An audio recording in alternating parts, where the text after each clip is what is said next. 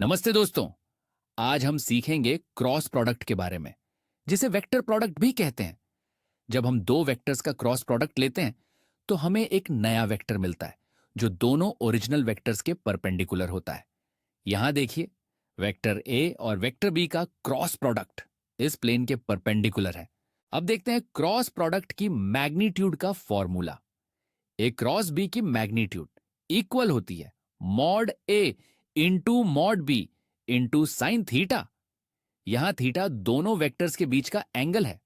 एक इंपॉर्टेंट बात, यह मैग्नीट्यूड दोनों वेक्टर्स से बने पैरेललोग्राम का एरिया भी रिप्रेजेंट करती है। क्रॉस प्रोडक्ट की डायरेक्शन कैसे फाइंड करें? इसके लिए हम राइट हैंड रूल यूज करते हैं। अपने राइट हैंड की इंडेक्स फिंगर पहले वेक्टर ए की तरफ पॉइंट करें, फिर अपनी फिंगर्स को वेक्टर बी की तरफ कर्ल करें। अब आपका थंब जिस डायरेक्शन में पॉइंट करेगा वही एक क्रॉस बी की डायरेक्शन होगी। इस 3D व्यू में देखिए कैसे रिजल्ट वेक्टर जेड एक्सिस की तरफ है। अब सीखते हैं क्रॉस प्रोडक्ट कैलकुलेट करना। इसके लिए हम डिटर्मिनेंट मेथड यूज करते हैं। एक 3x3 मैट्रिक्स बनाएं जिसकी फर्स्ट रो में आई हैट, जे हैट, के हैट हो, सेकेंड रो में वेक्टर ए के कंपोनेंट्स और थर्ड रो में वेक्टर बी के कंपोनेंट्स। अब इस डिटर्मिनेंट को एक्सपैंड करके हमें क्रॉस प्रोडक्ट मिल जाता है।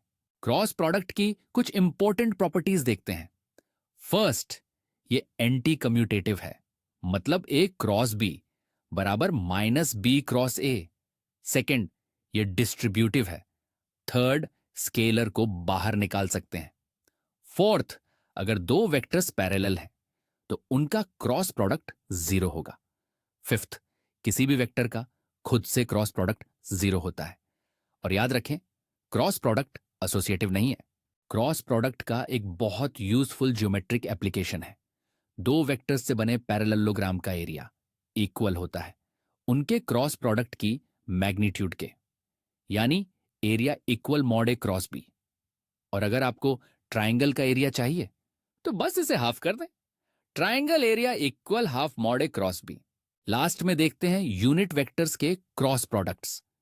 इनमें एक साइक्लिक पैटर्न है, आई क्रॉस जे इक्वल के, जे क्रॉस के इक्वल आई, के क्रॉस आई इक्वल जे।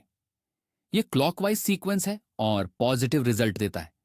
लेकिन अगर सीक्वेंस रिवर्स करें तो रिजल्ट नेगेटिव हो जाता है, जैसे जे क्रॉस आई इक्वल माइनस के।